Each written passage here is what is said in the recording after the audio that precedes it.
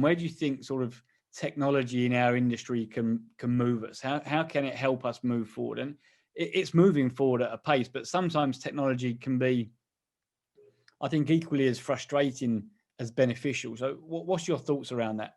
You know, when Revit came in play, up until, well, everybody I think was working on CAD. I mean, I graduated school when CAD first started, and I split the scene because I sure didn't want to take it. So I am not someone who does AutoCAD. I can get around on a screen, but I think you'd wait a long time for me to create a drawing.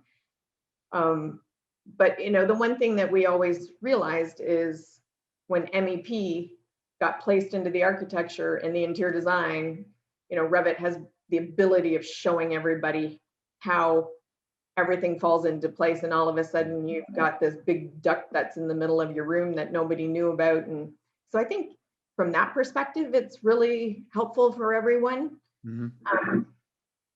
I think there's a bit of a lost art with how interior design is run these days. You know, a lot of people use Pinterest. And it's funny, sitting in my role, you know, there'll be a light or there'll be a chair or something that every designer gravitates to because you start to see it repeat in presentations and the other designers don't see it at all. Yeah.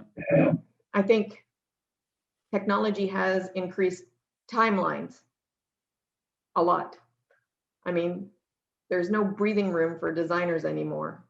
You know, I think if I look back, we used to send things by mail or by courier. So you had like 2 or 3 days to actually gather your thoughts before something came back. Then the fax came in and then email, and now everything's instantaneous. Like people want an answer within what, a couple hours? That's the way it feels anyway. So I think technology is good and bad.